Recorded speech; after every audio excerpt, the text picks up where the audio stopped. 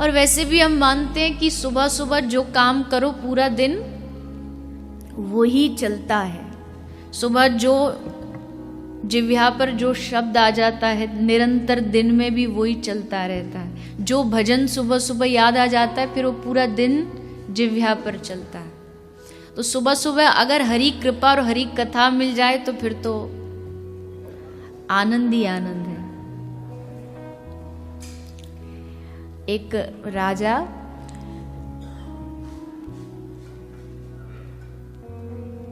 सुबह सुबह महल से बाहर निकला तो जैसे बाहर निकला उससे सामने एक फकीर दिखाई दिया। अब फकीर को उसने देखा, फकीर अपनी मस्ती में था, कोई उसको न दुनिया से लेना न देना। उसको देखा राजा ने, प्रणाम कर लिया, देखने में अच्छा लग रहा था, कोई साधु महापुरुष, प्रणाम कर लिया, आ गया। अब दोपहर का भोजन करने बैठा था तो भोजन करते करते उसके जो रसोइया है जो उसका भोजन बनाता वो दौड़ के आया। दौड़ के उसने कहा कि महाराज रुकिए रुकिए, भोजन मत करिएगा। बोले क्यों? आपका जो भोजन था उसमें एक छिपकली गिर गई थी तो ये विषैला हो गया है भोजन, तो आप इसे मत करिए। राजा ने भोजन नहीं किया, भूखा रहा। और आज उसको क्या ईर्ष्या होगी, पूरे दिन ही नहीं खाया उसने, पूरे दिन भूखा रहा।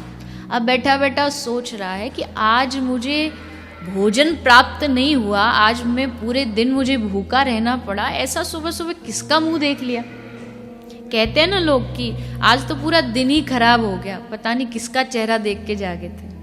पर ये नहीं पता होता उनको कि आईने में अपना ही चेहरा सबसे पहले देखते हैं। तो अब उसे याद आया, बोले एक फकीर का चेहरा देखा था। तो उसने ढोल बजाया कि उस फकीर को बुलाया जाए। फकीर को लाया गया, कहा कि इसको सूली पर चढ़ा दो। फकीर मुस्कुरा रहा है। तो राजा ने उससे कहा कि तू मरने जा रहा है, तू मुस्कुरा रहा है। तो फकीर पूछता है कि राजा जी फांसी पे तो चढ़ा देना, पर पहले ये बताओ कि मेरा अपराध क्या है। दंड तो दोगे पर पहले अपराध तो बता दो। बोले तुम्हारा अपराध ये कि तुम्हारा चेहरा अशुभ है। तुम्हारा सुबह सुबह मैंने मुंह देखा तो मुझे पूरे दिन भूखा रहना पड़ा। अगर कोई ऐसे और तुम्हारा चेहरा देखेगा तो उसको भी भूखा रहना पड़ेगा। किसी और को भूखा ना मरना पड़े इसलिए मैं तुमको दंड दे रहा हूं, मार रहा हूं, ताकि अशुभ चेहरा किसी को दिखाई न दे। तो बड़ी जोर से फकीर हंसा। बोले तू हंस क्यों रहा है? तो उसने कहा कि राजा जी आपने मेरा चेहरा देखा, मेरा चेहरा अशुभ आप मान रहे हैं, तो आपको तो चलो कम से कम भोजन ही नहीं मिला, पर सोचो आपका चेहरा कितना अशुभ है कि मुझे भोजन छोड़ो मेरे प्राण तक भी आज जा रहे हैं सिर्फ आपके सुबह सुबह चेहरा देखने।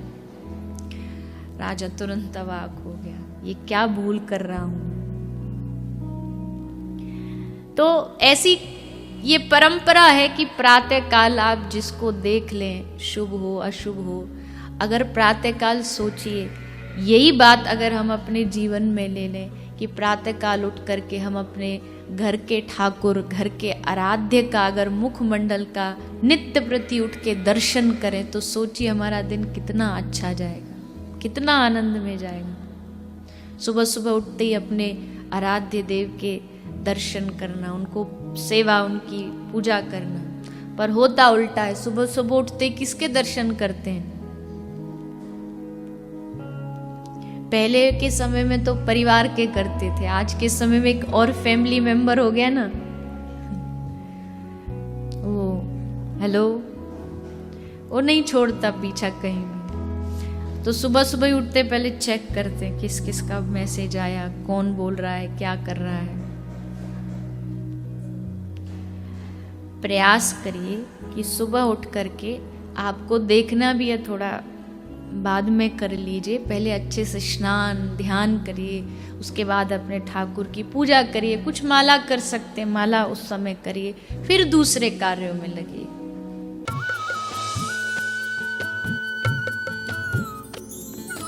सर्वधर्म संगम, धर्म के सच्चे प्रहरी।